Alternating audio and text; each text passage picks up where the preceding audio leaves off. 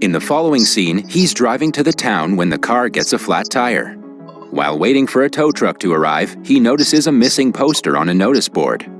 The girl in the picture is the high school girl, Soo-yeon, who we saw at the beginning of the film. Someone has written a message on it making fun of the disappearance. Gi-chol thinks it's disgusting and tries to erase the text, but only makes it worse. On reaching the town, he sees 3 high school girls bullying someone. The victim is Yoo-jin, the missing girl's best friend, who is mad at the bullies for drawing on her posters. When she confronts them, the bullies claim that they did not do it, but it's evident that they do not want Soo-yeon to return. Gi-chol tries to separate them, but the girls in turn ask him to mind his own business. Following that, he meets his former student and a police officer, Dong-soo. He welcomes Gi-chol into the town and shows him around. Then we see Yoo-jin go to Soo-yeon's home to meet her grandmother. It is revealed that Soo-yeon's only family is her grandmother, who is worried to death about her disappearance. She and Yoo-jin are also the only ones who are actively trying to find Soo-yeon, while the police barely work on the case. Yoo-jin goes to the rooftop and reminisces about her time with Soo-yeon. She suddenly remembers that Soo-yeon used to work part-time at a club. On doing some digging, she gets her hands on the club's card and decides to go there to investigate. The next day is Gi-chol's first day at work. The principal introduces him to his colleagues and stations him beside the art teacher named Ji-sung. Alongside being the gym teacher, he's also assigned as the student dean. The principal tasks him to collect lunch fees from the students. Gi-chol asks them for money during the lunch break, but none of the girls oblige to do as told. He finds Yoo-jin on the way, but she also dismisses him. A while later, Gi-chol notices her jumping over the wall and skipping school. He follows behind her to the market, but gets distracted by a claw machine. For the first time in his life, Gi-chol wins a stuffed toy and is overjoyed. Somewhere else, Yoo-jin sees an election campaign being held for a powerful politician named Mr. Kim. Unbeknownst to most of the public, he's a corrupt and evil man. She ignores him. He goes to her home and meets her grandmother. If she writes a formal letter to the police station and signs it. Before leaving, Yoo-jin asks him what he would have done if Soo-yeon was his daughter. The question clears his thinking, making him register that even if Soo-yeon is a runaway, she needs to be found. Following that, Gi-chol finds a bunch of girls smoking in the bathroom. He looks around for the packets of cigarettes, but instead finds a hidden camera in one of the stalls. He immediately goes to the principal to inform him of the situation. The principal doesn't give him a chance to talk and wants him to stay out of Soo-yeon's case. The comment makes Gi-chol not want to tell him about the camera. Hence, he brings it back and looks at its content himself. It turns out that the camera was set by the art teacher, Ji-sung, who happens to be stationed right by his desk. Gi-chol goes to call him out for being a pervert, but finds out that he's already left for home. Taking the opportunity, he goes through Ji-sung's laptop and is surprised to see text messages between him and Soo-yeon. The night she went missing, she had texted him to pick her up from the bridge. It is evident that he knows something about the case. Gi-chol immediately calls his police friend, but he doesn't pick up. Then he calls Yoo-jin and asks her where she is. She turns out to be in a car with Ji-sung, who offered to take her home. Gi-chol secretly tells her everything he found about Ji-sung and asks her to be careful. She cleverly makes Ji-sung tell her where they're going and texts the location to Gi-chol so he could find her easily. Then she notices that Ji-sung's keyring looks similar to the one Soo-yeon used to own. She asks him about her but is knocked out with a punch. When she opens her eyes, she's on his bedroom floor, tied and gagged. She sees that Ji-sung has Soo-yeon's phone in a cupboard. Before he can do her any harm, Gi-chol arrives and forcefully breaks into the house. Ji-sung tries to stop him, but is unsuccessful against the former national boxing champion. He is punched to the floor and tied. He begs Gi-chol to not report him because his career would be over. But Gi-chol doesn't care. He asks the pervert about Soo-yeon, but he claims to know nothing about her disappearance. According to him, Soo-yeon called him to pick her up from the club that night.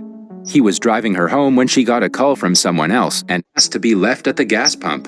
She said someone else was coming to get her, so Ji-sung drove home without thinking much of it. A few minutes later, he felt uncomfortable leaving a girl alone at night, but when he returned to get her, she was already missing. He found her phone on the road and kept it. Other than that, he claims to know nothing. Soon, Ji-sung is thrown in jail for his misbehavior, but the police chief still refuses to believe that Soo-yeon was kidnapped.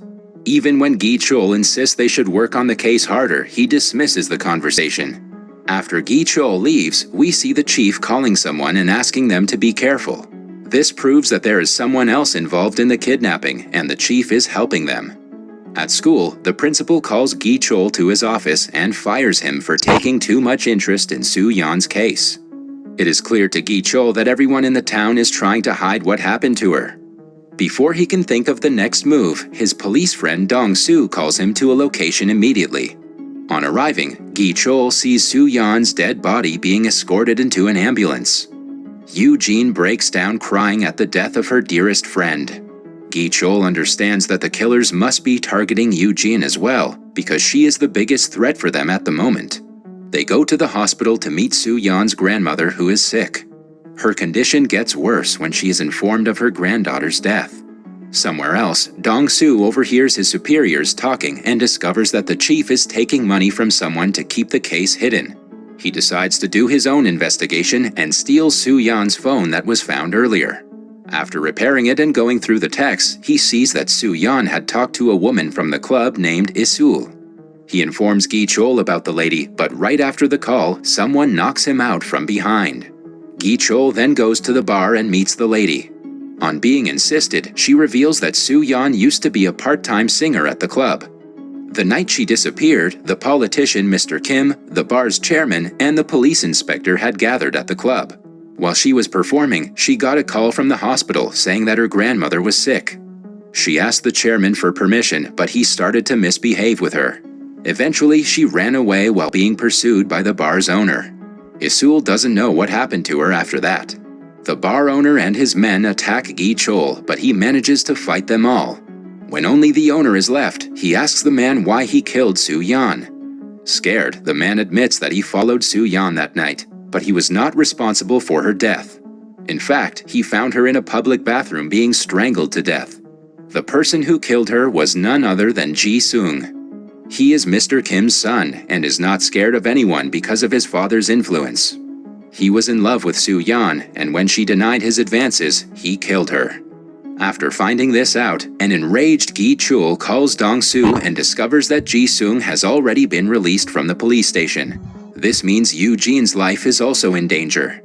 When she doesn't pick up her phone, he immediately rushes to Ji-sung's house. Somewhere else, Ji-sung finds Yoo-jin and abducts her to another location, but stops when his father arrives at the house. Not wanting Mr. Kim to know he kidnapped Yoo-jin, he locks her inside a closet before receiving him. Mr. Kim is furious because of all the problems his son has caused. He orders Ji-sung to go to the US and never return. In turn, Ji-sung accuses him of killing Soo-yeon. It is then revealed that Kim was called to the public bathroom to take care of the matter, but he found out that Soo-yeon was still alive. To save his reputation, he killed her, finishing what his son started.